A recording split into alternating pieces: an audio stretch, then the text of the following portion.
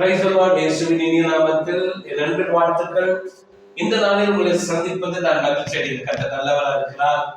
நான் நம்புகிறேன் நீங்கள் சுகமாக இருக்கிறீர்கள் என்று சொல்லி கர்த்தர் உங்க கூட இருந்து பெரிய காரியங்களை செய்து கொண்டிருக்கிறார் என்று நம்புகிறேன்.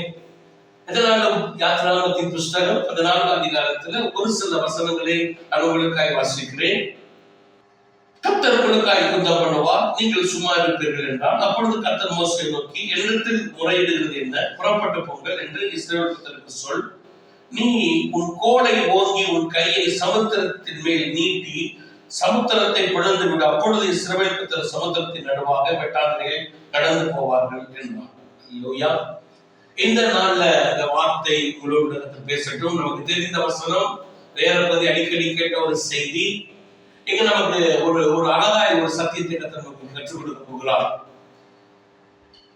இஸ்ரவேல் ஜனங்கள் எகிப்தை விட்டு புறப்பட்டு வருகிறார்கள். நமக்கு தெரியும் 10 அந்த எகிப்து ஜனங்களை கர்த்தர், அந்த எகிப்திய தெய்வங்கள் 10 தெய்வங்களுக்கு கர்த்தர் அழகா ஒரு ஜட்ஜ்மெண்ட் கொடுக்கிறாரு. ஒரு பெரிய ஜட்ஜ்மெண்ட் கொடுத்ததுக்கு அப்புறம் அவர் தான் தேவன், அவர் யெகோவா என்கிறதான அந்த தேவன் யெகோவா, அந்த யெகோவா என்று அவர்களுக்கு அறியும்படியாக ஒரு பெரிய அவர்கள் அங்க ஒரு பஸ்காவை அவர்கள் ஆட்டுக்குட்டி அடிக்கப்படுகிறார்கள். கிறிஸ்துவ அடிக்கப்படுகிறார். அடிக்கப்பட்டு பாவத்திலிருந்து அவர்கள் விடுதலையாக்கப்பட்டு அவர்கள் இப்போது தேசத்துக்கு, கானான் தேசத்திற்காக வாக்குத்தத்தப்பட்ட அந்த தேசத்துக்கு கடந்து வருகிறார்கள். கடந்து வருகிற பகுதியில தான் நம்ம இந்த பகுதியை வாசிக்கிறோம். கர்த்தர் சொல்றாரு, நீ செங்கடலுக்கு முன்னாடி போ. அப்படி கீழே பள்ளத்தாக்கிலே பாலை வறங்க சொல்லுகிறார். இப்ப அங்க பாலை வறங்குகிறார்கள். முன்னாடி செங்கடல் இருக்கிறது. இப்ப செங்கடலுக்கு முன்னாடி நின்று கொண்டு இருக்கிறாங்க. நின்று கொண்டு இருக்கும் பொழுது இவர்கள் போனதை விட்டுட்டு பார்வோன் கேள்விப்படுறான். திரும்பி வர்றதுக்கு ட்ரை பண்றான். திரும்பி வந்து இவர்கள் எப்படியாவது பிடித்து கொண்டு போய் விட வேண்டும் என்று சொல்லி பார்வோனும் திரும்பி வருகிறான். நீங்க நல்லா தெரிஞ்சுக்கங்க, நீங்களும் நானும் விடுவிக்கப்பட்டிருக்கிறோம். கிறிஸ்துவின் ரத்தத்தினாலே நீங்களும் நானும் தேவன் நம்மளை விடுவித்திருக்கிறார். நம்முடைய ரத்தத்தினால் நம்மளை மீட்டெடுத்திருக்கிறார். அவருடைய ரத்தம் விளக்கரையமாய் கொடுத்து நம்மளை மீட்டெடுத்திருக்கிறார். மீட்கப்பட்டவர்கள் நீதிமான்களாக இருக்கும். தேவனோட நீதிமான்களாக மாற்றி இருக்கிறார். இப்ப நம்ம ரட்சிக்கப்பட்டுட்டோம். புதிதாய் ஒரு வாழ்க்கையை துவங்கி இருக்கிறோம். அந்த ஓட்டத்தை ஓடிக்கொண்டு இருக்கிறோம். ஆனால் பின்னாடி ஒரு சூழ்நிலை உங்களை துரத்தும். பிசாசு பழைய காரியத்தை விட்டு நம்ம வந்து எல்லாத்தையும் விட்டு பிரிக்கப்பட்டாச்சு. நாம அன்பின் குமார ராஜ்யத்துக்கு உட்பட்டாச்சு. நீங்க அன்பின் குமார ராஜ்யத்துக்கு வந்து நீங்க இருளின் அதிகாரத்தை வெளியே வந்துட்டீங்க. இப்போ ஒரு சூழ்நிலைகள் உங்களை ஒரு வித்தியாசமான சூழ்நிலையை உண்டாக்குற, ஒரு வித்தியாசமான சூழ்நிலைகள் உருவாகும். அப்ப இந்த சூழ்நிலையை தான் எப்படி நீங்க டார்கெட் பண்ணுது என்பதுதான் முக்கியம். இந்த சூழ்நிலையில நீங்க யார பார்க்க போறீங்க, யார உயர்த்தி பிடிக்க போறீங்க, அதுதான் முக்கியம். அங்கதான் தேவனுடைய பெரிய மகிமைய, மகத்துவத்தை, தேவனுடைய பெரிய செயல்களை உங்க வாழ்க்கையிலே நீங்க பார்க்க முடியும். நான் ரட்சிக்கப்பட்டேன், ஆனால் பிரச்சனை பின்தொடருது. நான் ரட்சிக்கப்பட்ட சூழ்நிலைகள் அப்படி மாறவே இல்லை என்று சொல்லி அநேக நேரங்கள்ல ரட்சிக்கப்பட்டு 10 வருஷம் 15 வருஷம் ஆன எத்தனையோ விசுவாசிகள் சொல்லிட்டே இருக்கிறத கேட்கிற. 25 வருஷம் ரட்சிக்கப்பட்டிருப்பான்னு சொல்லிப்பாங்க. பிரதர், அதே பாவம், அதே சூழ்நிலை தொடர்ந்துகிட்டே இருக்கு, பின்தொடருதே, என்ன எனக்கு ஒண்ணும் புரியலையே அப்படின்னு சொல்லி நிறைய பேர் உட்கார்ந்துட்டு இருக்கீங்க. உங்களுடைய சொந்த முயற்சி அல்ல. உங்க சொந்த முயற்சியை நீங்க செய்ய ட்ரை பண்ணுவீங்கன்னா தோற்று போயிடுவீங்க. ஆனா நீங்க உங்க முயற்சியை விட்டுட்டு நீங்க யார உயர்த்தணுமோ நீங்க உயர்த்த ஆரம்பிப்பீங்கன்னு சொன்னா உங்க வாழ்க்கையில நீங்க ஜெயம் எடுக்க ஆரம்பித்து விடுவீர்கள். அது காணாமல் போய்விடும். அது தொடர்த்த முடியாது. இன்று கன்ற எகிப்தியை ஒருபோதும் காண மாட்டாய் என்று சொல்லி வாக்கு பண்ணி இருக்கிறவர். இப்ப ஜனங்கள் பெரிய ஒரு கூக்குரல் பண்றாங்க, ஐயோ நாங்க எகிப்துல செத்து போயிருவோம், அவ்வளவுதான், அங்க இருந்து சாகிறது போல இங்க வந்து சாக போறோம், எங்களுக்கு எகிப்திய மன்னன் பார்வோன் துரத்திட்டு வர்றதுன்னு பெரிய ஒரு கூக்குரல், பயங்கர சத்தம். இன்னைக்கு கர்த்தர் மோசேயை பார்த்து சொல்றாரு, கையில என்ன பாருங்கிறாரு, அவங்களோட கோல் உயர்த்தி பிடி அப்படிங்கிறார். இன்னைக்கு கோல் ஆகிய வார்த்தை கையில கற்றுக் கொடுத்திருக்கிறார். மோசே கோலை உயர்த்தி பிடித்தோட செங்கடல் 2ஆய் பிளக்கிறது. உலர்ந்த தலையை நடக்கிறது போல அவர் நடந்து போனார். வேதம் சொல்கிறது, அவர்களுக்கு முன்பாய் போய் கொண்டிருந்த மகிமை அப்படி கொஞ்சம் பேக்ல போயிடுச்சா. பேக்ல போனா என்ன அர்த்தம் தெரியுமா? அவங்களுக்கு முன்னாடி மகிமை இருக்கு, அந்த மகிமை பின்னாடி போச்சுன்னா உங்க எதிரிக்கு அது அந்த காலம் இருளாய் மாறி விடும். உன் எதிரி தொட முடியாது, உன் எதிரி உன்னை தொட முடியாது. ஏன்னா நீ உயர்த்தி பிடிக்கிறது அங்க. நீ அவரை உயர்த்த உயர்த்த உயர்த்த உயர்த்த உன் வாழ்க்கையில நீ அவரை உயர்த்தி பிடிக்க ஆரம்பிக்கும் பொழுது உன் வாழ்க்கையில தேவனுடைய பெரிய மகிமை நீங்கள் பார்க்க முடியும். அங்க உயர்த்துங்க, அவர் உயர்த்துங்க, அவர் வார்த்தை உயர்த்தி பிடிங்க. சூழ்நிலையில பார்க்காதீங்க. இப்ப மகிமை அங்க பின்னாடி போயிடுச்சு, முன்னாடி இல்ல. முன்னாடி மகிமை இருக்கிறது. உங்க எதிரிக்கு அது மந்தகாரம் இருளாய் மாறிவிடும். அந்த பின்னாடி போய் நிற்கிறாங்க. இப்ப பாத்தீங்கன்னா உங்களுக்கு தெரியும், அந்த அவர்கள் பார்வோனும் அவருடைய சேனைகளும் அந்த பின்னாடி பின்தொடர்ந்து வர்றாங்க. இந்த ஜனங்கள் கடந்து போயிட்டாங்க.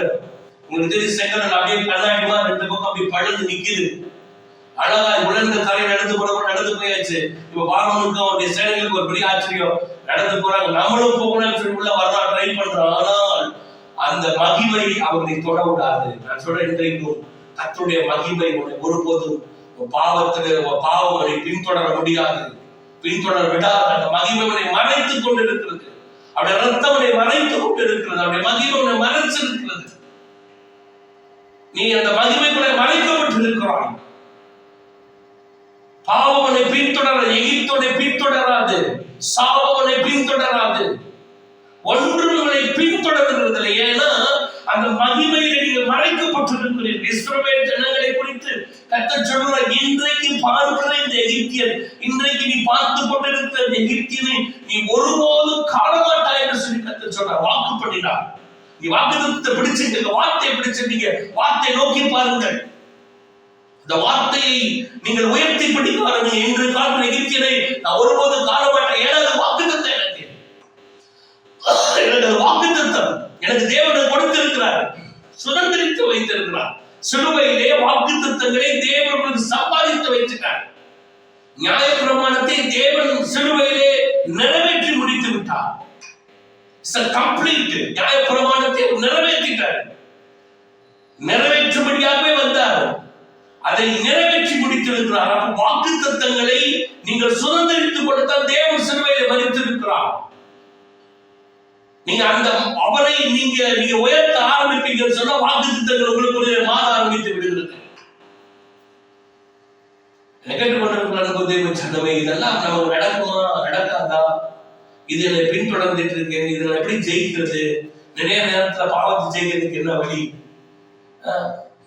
30 காரியம், 15 காரியம், 7 காரியம் இல்ல. அதெல்லாம் சொந்த முயற்சிகள், உன்னுடைய சொந்த முயற்சிகள் எல்லாமே வீண். அதெல்லாம் அடுத்து கண்டா ஒண்ணுமே தேவனுக்கு முன்னாடி உனக்கு ஒன்னே ஒரு ரத்தம் இருக்கிறது, அவருடைய பாதுகாப்பு ரத்தம்.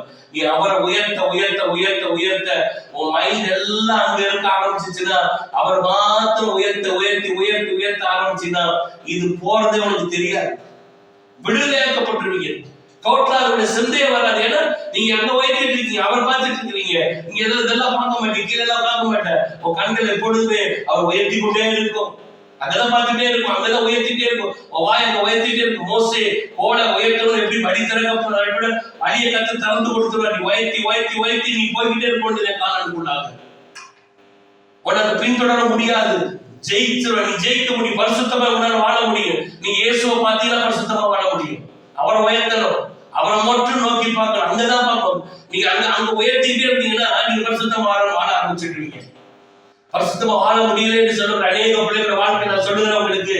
இல்லைன்னா பரிசுத்தமா வாழ முடியல, அடிக்கடி விழுந்து போயிரு. இல்ல நீ சொந்த முயற்சியில எடுத்தீங்கன்னா விழுந்து போயிருவேன். அதுக்காக நான் அவ்வளவு பிரயாசப்பட்டு நான் உபவாசம் இருந்தா நான் பரிசுத்தமாயிடுவேன். நான் உபவாசிச்சு 21 நாள் உபவாசம் பண்ணதுனால இல்ல. நீ அங்க அவரை உயர்த்த உயர்த்த உயர்த்த இங்க எல்லாம் மாற ஆரம்பிச்சிடும். அவரை நீங்க உயர்த்த உயர்த்த உயர்த்த, கிறிஸ்துவ உயர்த்த, வார்த்தையை நீங்க உயர்த்த உயர்த்த உயர்த்த உன் வாழ்க்கையில தேவனுடைய மகிமை வெளிப்பட ஆரம்பிக்கும். வார்த்தை மேனிஃபெஸ்ட் ஆக ஆரம்பிச்சிருங்க. நீங்க வார்த்தையை உயர்த்திட்டே இருந்தீங்கன்னா வார்த்தை உங்களுக்குள்ள இருந்து கிரியை செய்ய ஆரம்பிக்கும். நீ வார்த்தையை உயர்த்தி, வார்த்தை தான் கிறிஸ்து தான் வார்த்தை. அவரை நீங்க உயர்த்திட்டே இருந்தீங்கன்னா உலகம் எல்லாம் அப்படியே உனக்கு பின்னாடி ஒரு பெரிய மகிமையை மூடிக்கொண்டு இருக்கு. நீ மறைக்கப்பட்டு இருக்கிறாய், அதை நீங்க மறந்து போயிட்டீங்க. உங்க வாழ்க்கையில தேவனுடைய பெரிய மகிமையை நீங்க உயர்த்தப்பட்டு எங்கெல்லாம் அவரை உயர்த்தினாங்களோ அந்த அற்புதம். நீ அப்போஸ்தலர் நடவடிக்கைகளை பார்த்தீங்கன்னா பவுல் சீலா அப்போஸ்தலருடைய புத்தகத்துல வாசிக்கிற 16 அதிகாரத்துல அவர்களை கட்டி கொண்டு போய் சிறைச்சாலையில போயிட்டாங்க. பவுல் சீலாவையும் அங்க போனோம்னா அவன் என்ன பண்ணா பாடி துதிக்கிறான். நிறைய நேரத்துல ஒரு சூழ்நிலையில அடைக்கப்பட்ட ஒரு சூழ்நிலை எல்லாமே கட்டப்பட்டு இருக்கிற, ஐயோ பாட முடியல, அந்த சூழ்நிலை நீ பாட ஆரம்பிக்கணும். அங்க ஒரு பாடி துதிக்க ஆரம்பிச்ச ஒண்ணும் பண்ணல, அவங்க சாம பாடிட்டு உட்கார்ந்து கத்தரை வாய்த்திட்டு இருந்தான். அங்க வாய்த்திட்டு ஏற்கனவே அங்க வெளியில கத்தரை வாய்த்திட்டு அவர் சிலுவை குறித்து, அவர் சிலுவை மேன்மை குறித்து, அவர் சிலுவையில் அறையப்பட்ட கிறிஸ்துவை குறித்து, சிலுவையினாலதான் விடுதலையப்பா அப்படின்னு சொல்லி அந்த கிறிஸ்துவை பிரசங்கித்துக் கொண்டிருந்தார்கள். பிரசங்கித்துக் கொண்டிருந்தா அப்படியே உடஞ்சி போட்டாங்க. உள்ள உட்கார்ந்து அவன் அதே வேலைதான் பாக்குறான். அவன் வாய்த்திட்டு இருந்தான். வெளியில அதை பார்த்துட்டு உள்ளே அதே தான் பார்க்க ஆரம்பிச்சாங்க ரெண்டு பேரும் உட்கார்ந்து. உங்க பாடி துதிக்க ஆரம்பிச்சோன்னு சிறைச்சாலை அஸ்திபாரங்களை கத்தர் அசைத்தார். ஏன்னா நீங்க துதிக்க உயர்த்த உயர்த்த உயர்த்த உயர்த்த அவருடைய மகிமை உங்க கூடவே தங்க ஆரம்பிச்சு போயிடும். மேகம் உங்க கூடவே தங்க ஆரம்பிச்சிடும். மகிமை உங்க கூடவே தங்க ஆரம்பிச்சிடும். அப்ப என்ன நடக்குதுன்னா அஸ்திபாரம் அசந்திச்சான். பெரிய பெரிய காரியங்களை கத்த செஞ்சாங்க. சிறைச்சாலையும் காரணம் அவருடைய வீட்டார் ரட்சிக்கப்பட்டார்கள். அப்ப நீங்க உயர்த்த உயர்த்த கர்த்தருடைய காரணம் உங்க கூட இருந்து நடத்துகிறதை பார்க்க முடியும். இரண்டாவது காரியம் சொல்லப்பட்டிருக்கிறது 2 நாளாகமத்தின் புஸ்தகம் 20 அதிகாரத்துல வாசிக்கிறோம். அந்த யோசேப்புக்கு விரோதமா 3 கூட்டங்கள் கூடி வந்தாங்க. ஆனா ஒன்னே ஒரு பண்ணாங்க, அவன் எதிரிகளை எதிர்த்து நிற்கிறதுக்கு பலன் இருந்துச்சா இல்லையா தெரியாது அவனுக்கு. ஆனா அவன் ஒரு காரியம் பண்ணா, இந்த எதிரிகள் ஜெயிக்கிறதுக்கு முடியும் பலன் இருந்துச்சு அப்படின்னு நமக்கு வேதம் சொல்லல. ஆனால் அவன் ஒரு காரியம் பண்ணா, அவனுக்கு பலன் இருந்துச்சோ இல்லையோ, அவன் பலனை மேல பார்த்தான். அவனுடைய கண்கள் அதற்கு பயக்க ஆரம்பிச்சிச்சு. அவன் கத்தத்தை போய் நின்றான். நின்று சொன்னாலும் எனக்கு ஒண்ணுமே தெரியாது. கத்த சொன்னாரு, நீ பாடி துதிக்க ஆரம்பிப்பாங்க. பாடி துதிக்க ஆரம்பிச்சான். கத்தரை வயத்துனான். கத்தரை வயத்த வைத்து அவனுக்கு விரோதமா நின்ற 3 ராஜாக்களும் ஒருவர் வெட்டுண்டு விழுந்து போனார்கள். அவர்களுக்கு ஒரு பெராகாவை கத்தர் வைத்தார். இன்றைக்கும் கத்தருக்கு ஒரு பெராகாவை கத்தர் வைத்திருக்கிறார். இதை கேட்டுக்கொண்ட நண்பு தேவ சொன்னவே, நீ உயர்த்த உயர்த்த உயர்த்த ஒரு பெரிய பெராகா கத்தர் உங்க கண்கள் பார்க்க போகிறது. அவர் வேண்டிய வந்து கொள்ளையிட்டார்களாம். பயங்கரமான ஒரு ஆசீர்வாதம், மிகப்பெரிய ஆசீர்வாதத்தை நீங்க கொள்ளையிட போகிறீர்கள். மிகப்பெரிய ஆசீர்வாதங்களை நீங்க சோதரிக்க போகிறீர்கள்.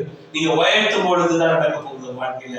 இதை கேட்டுக்கொண்டிருக்க அன்பு தேவ சொன்னவே, நீங்க உயர்த்தி பிடிக்க கர்த்தர் வாசல்களை திறக்கிறவர்.